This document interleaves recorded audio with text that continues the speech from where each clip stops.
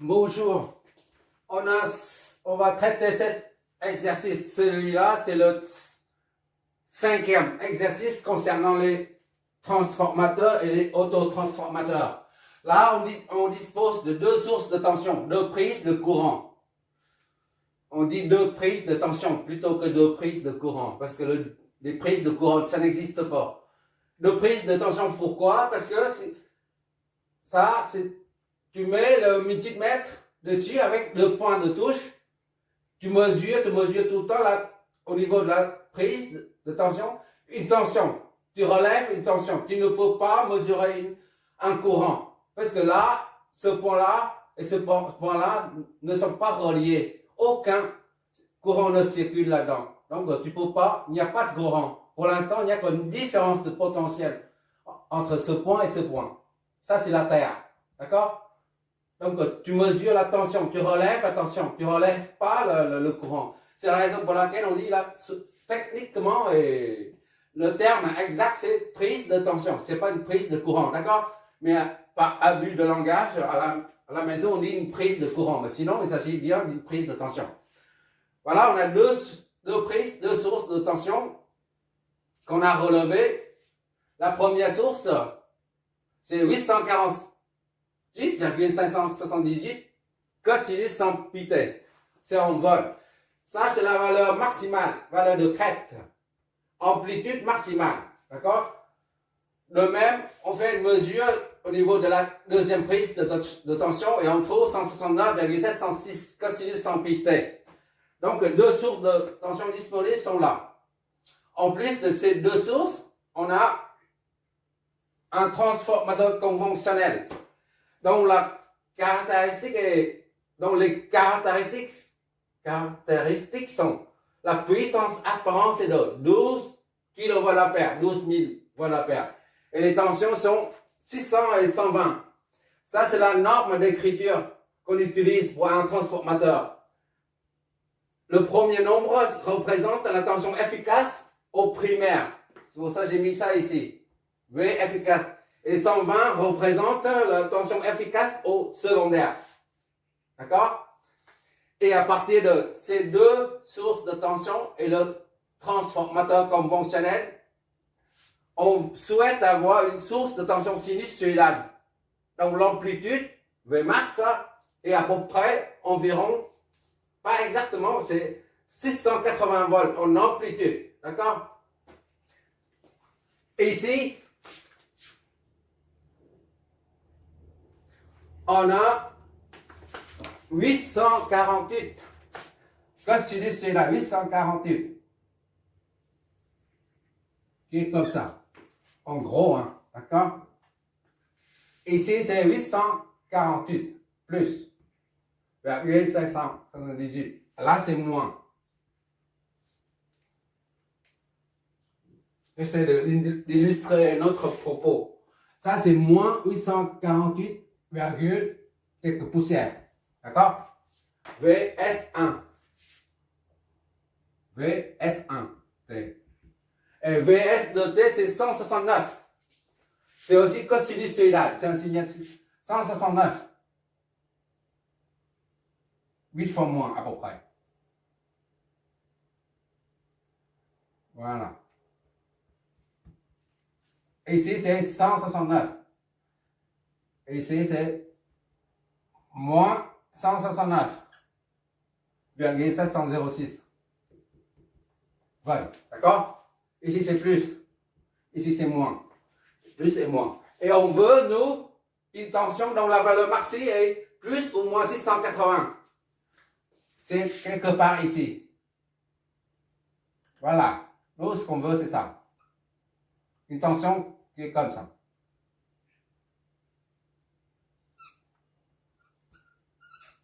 Ici, c'est 600 à peu près. 80 volts en amplitude. Et là, c'est moins à peu près. 680 volts. D'accord? Voilà. C'est ça qu'on veut obtenir, nous. Alors, on dispose de deux sources de tension qui se trouvent de part et d'autre de la tension souhaitée. D'accord?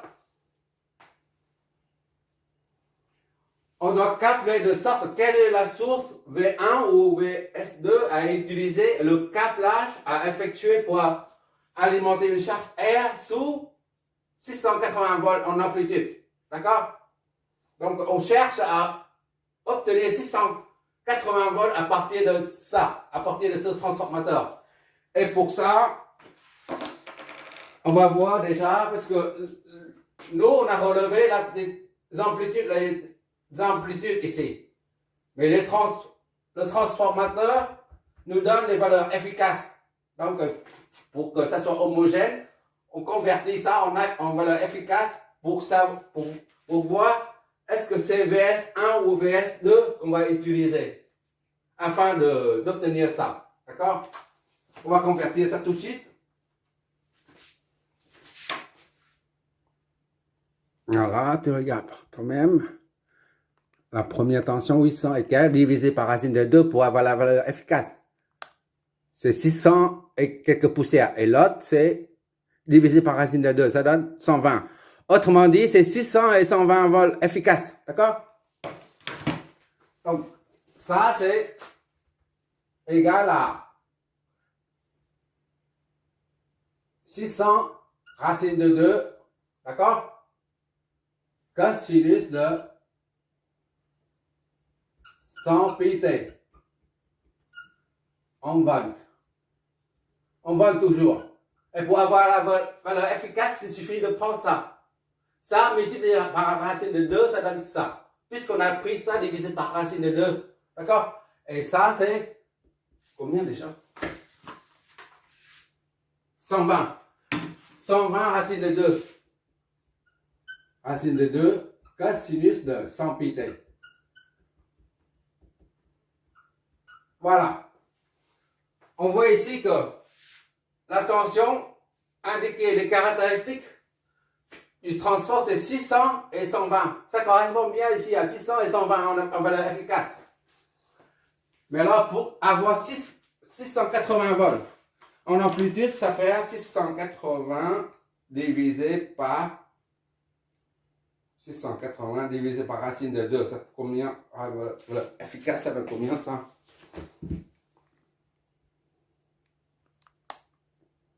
« 480,8. Donc, on arrondit à 480. D'accord? On oublie les poussières. 480. Ça, là, c'est 480. 80 volts. Efficace.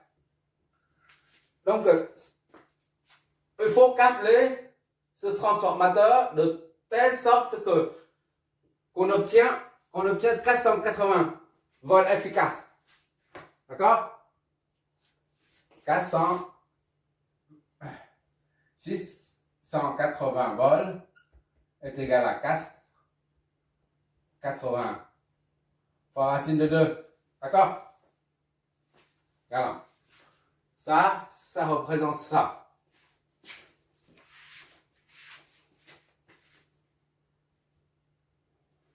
On va noter en bas, là, pour résumer, là. V1, VS1 efficace, est égal à 600 volts efficace. Et VS2 efficace est égal à 120. D'accord? Bon, on laisse ça. C'est déjà en efficace, c'est pas la peine de répéter ça. 600. Et la tension V sortie là, à obtenir, VA est égal à 480 volts. D'accord? C'est ça qu'on va obtenir.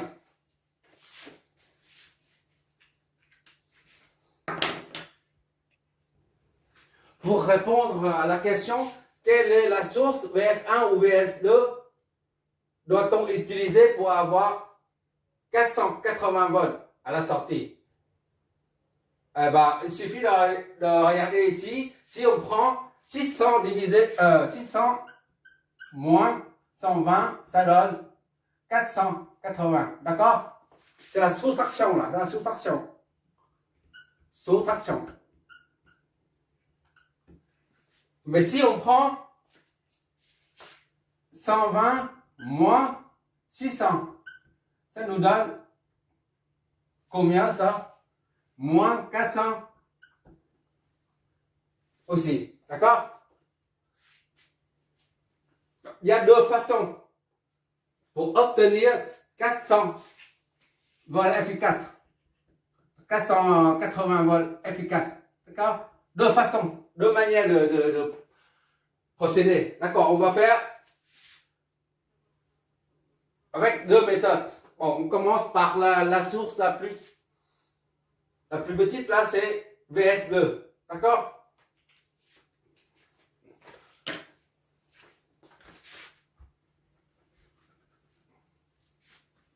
Je redessine le schéma et on va câbler de sorte que ça devient un autotransformateur permettant d'avoir 480 volts à la sortie.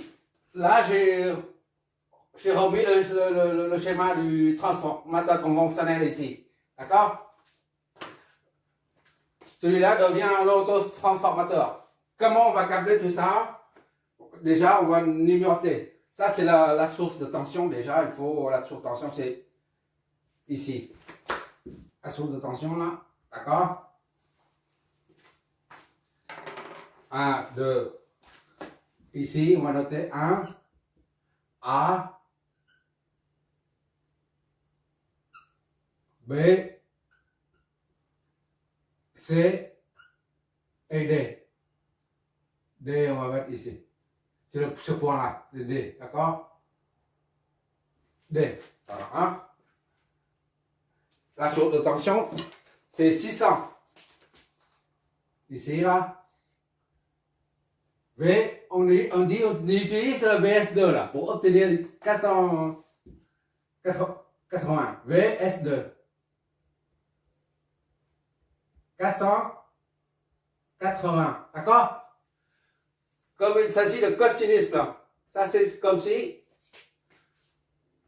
VS1 est égal à 600 racine de 2, 0. Pas de déphasage, d'accord? Et VS2 est égal à 120 racine de 2, 0. D'accord?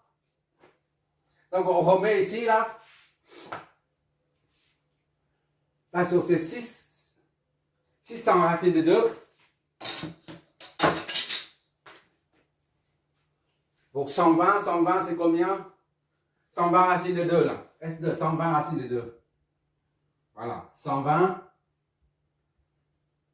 racine de 2. D'accord? 0.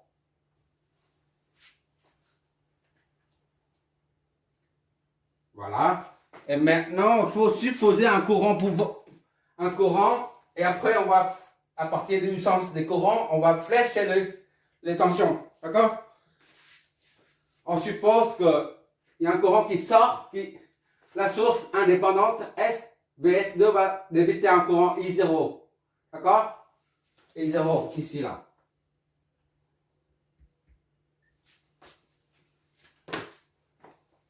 Et après, il y a un courant qui entre ici. Et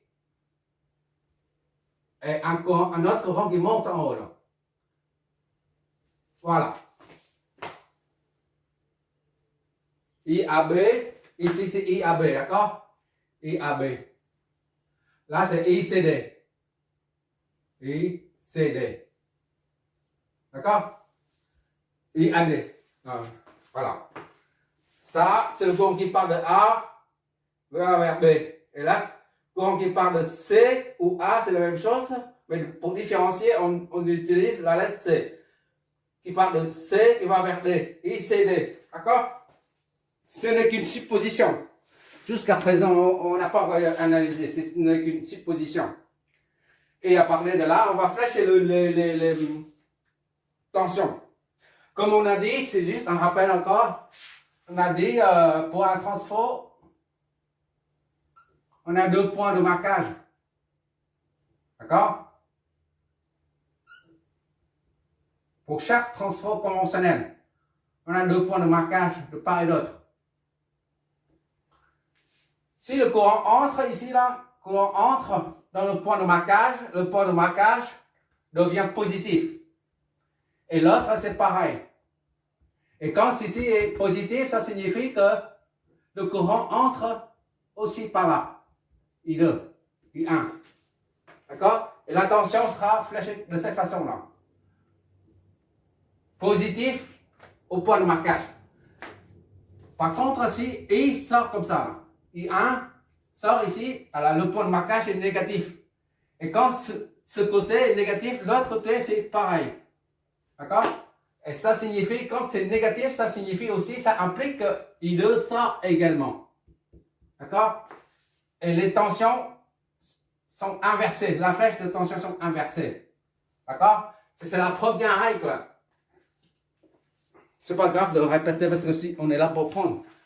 Et la deuxième règle, quand le courant entre, quand les deux courants entrent dans le point de marquage, ou les deux courants sortent du point de marquage, d'accord?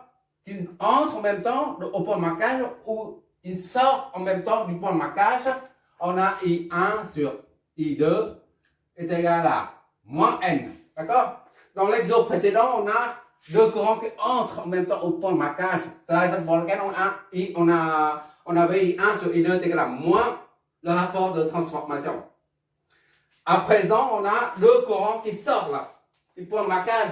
Tu vois là, ça entre dans le pied, mais ça sort du point de marquage. Ici, c'est pareil, puisqu'on a supposé ainsi. D'accord? Ce n'est qu'une supposition, mais on doit supposer ainsi pour pouvoir flécher les tensions et analyser par la suite. D'accord? Donc, on a supposé un courant 0 qui part comme ça, là, qui entre ici, et après deux courants qui partent dans le sens opposé. Ça entre par le pied, ça sort par le point de marquage. Ici, c'est pareil. ICD, ça entre dans le pied et ça sort par le point de marquage. Disons, c'est la tête, parce qu'il y a un point pour la tête. Là. Ça correspond à ce cas de figure. Là. Ça entre dans le pied, là, I1. En dessous, là, ça entre et ça sort par le point de marquage. D'accord? Et ça, c'est pareil. I1 sur I2 est égal à moins N négatif. D'accord? Quand les deux courants entrent dans le point de marquage, c'est négatif. Ou les deux en même temps sortent du point de marquage, c'est négatif. Si un qui entre et l'autre qui sort, dans ce cas, ça devient positif. Idem ici. Si un qui sort comme ça et l'autre, I2, qui entre, et là, ça devient positif. D'accord? Là, c'est deuxième règle. Première règle, c'est la polarité. Deuxième règle, c'est le rapport de transformation qui est négatif ou positif. D'accord? En ce qui concerne les tensions, V1, V2, c'est pareil. Quand les deux flèches de tension s'orientent vers le point de marquage, le rapport de tension est V2 sur V1 et plus N. D'accord? Ici, c'est pareil. Les deux flèches de tension V1 et V2 s'orientent vers le bas. D'accord? Donc, V1 et V2 est égal à plus aussi. Par contre, s'il y a un qui s'oriente, la flèche de V1 s'oriente vers le haut, et ça, vers le bas, ça arrive, mais c'est rare. On verra ça en triphasé.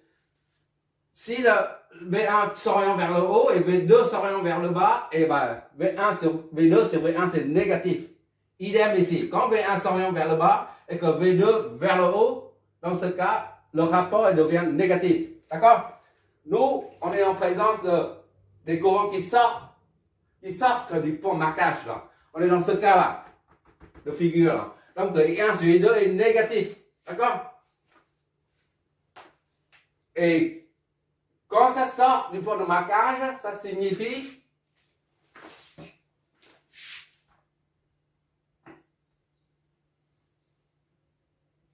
là, on est ça là.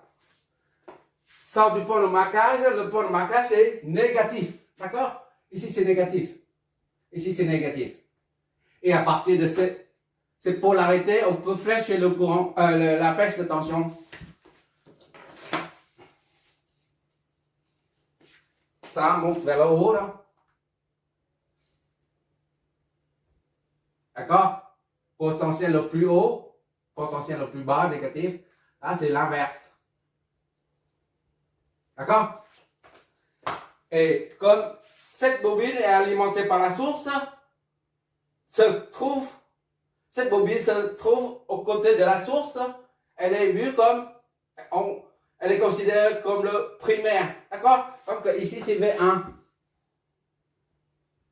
Et là, c'est V2. D'accord? Le côté qui est alimenté par la source de tension est appelé le primaire, V1 et V2. Donc VA, il est là. La tension sortie, elle est là. VA, d'accord? Je vais agrandir ça un peu plus parce que sinon, on n'a pas assez de place.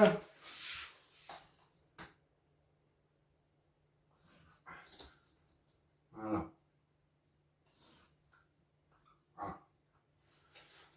Ça, c'est la tension primaire. Ça, c'est la tension secondaire. V1 est égal à cette tension-là, VS2, d'accord? VS2 se trouve au bord de la bobine. V1, c'est pareil, d'accord? V1 ici, ce n'est pas ça, d'accord? V1 correspond à ça, là. Donc V1 est 120 racine de 2. C'est la même tension, c'est la même phase, d'accord? Vaut mieux qu'on note comme ça parce qu'après on triphasait tout ça, si on n'a pas cette habitude, c'est le bazar, ouais. Bon, puisque c'est 120 ici, là, le reste c'est quoi? On branche ça, là, je trouve le 120, là, ici, là, c'est là. C'est-à-dire on branche ça au secteur, au VS2, là. D'accord? On branche ça ici. Et le reste c'est 600. Si on branche 120 ici, on aura 600. D'accord? Mais si on branche 600 là-dedans, là, on aura 120. Comme on a dit plusieurs fois, un transformateur est interchangeable. On peut changer intervertir les deux côtés. Et V2, V1 là, correspond à ça là. Et V2 correspond à ça. Donc c'est 600. Racine de 2, on met tout en amplitude. D'accord? Puisque ça est négatif, il répercute immédiatement sur ça, négatif. Autrement dit, ça c'est en phase avec ça. D'accord? 0 également. Toutes les deux tensions sont en phase. Maintenant, il faut trouver VA, là, la tension sortie. ABCD. Ici, c'est il faut l'orienter vers le bas. VA est égal à V, B, D. D'accord? On vérifie. On part de D là, vers V, B, D. D'accord? V, B, D, on part de D, on revient à D. D'accord? V, B, D. On va dans le sens de la flèche et on remonte, on va toujours dans le sens de la flèche, plus V1, dans le sens opposé à présent, c'est moins V2. On retombe sur D là, ça annule. Donc VBD, d'accord, BD est égal à V2 moins V1 est égal à V2, c'est 600, racine de 2, 0, moins V1, 100, 20 racine de 2, 0. Ça donne bien 480 racine de 2, 0, soit VBD est égal à 480. Voilà paire. Voilà efficace. D'accord? VBD, c'est 400.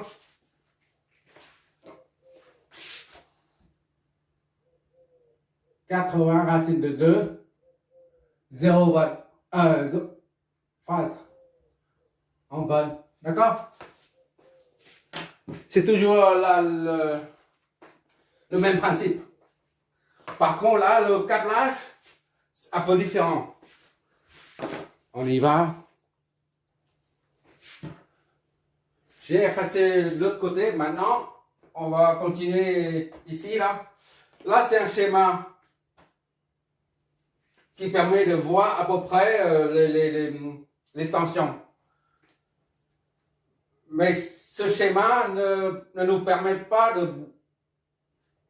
d'assimiler, comprendre réellement comment fonctionne un autotransformateur à partir d'un transformateur. C'est la raison pour laquelle on va faire un schéma de câblage. On peut très bien calculer tout là à partir de ce schéma, mais on ne sait pas comment ça fonctionne de façon interne, au niveau de la structure interne. Mais pour comprendre et assimiler les transformateurs, il faut savoir câbler. D'accord? C'est pour ça qu'on va faire un schéma de câblage en plus de celui-là. À partir de celui-là, on va en déduire le schéma de câblage. D'accord? Parce que ça, un transport comme ça, disposé comme ça, on ne voit nulle part. On voit que des transports comme ça dans la réalité. D'accord? Donc, on va utiliser ça et ça, les deux schémas pour montrer le câblage. D'accord? Je redessine ça. Ici, là, ce transfert ici, et je fais le câblage. Là, j'ai remis, j'utilise, je remets le transport conventionnel ici, là. Et j'ai numéroté A, B, C, D. D'accord? Je reprends tel quel. D'accord? Et la source, ici, là, ça représente ça, là. Ça représente ça. D'accord? Mais là, les deux points sont dans l'autre. L'un se trouve ici, l'autre c'est complètement en dessous. Et là, je reprends ici. C'est ici que ça se passe réellement. Ça, je n'ai qu'un schéma, d'accord? Tandis que là, on va faire le câblage. Bon, et ici, on a IAB qui entre par le C, là. D'accord? IAB, il entre par le C, il va aller le D. On regarde ici, là, le signe moins, là, on remet, là. Voilà, ici, c'est moins. Et IAB, qui va du pied vers la tête, là. IAB. AB. D'accord? Et l'autre ICD, qui va du pied vers le point.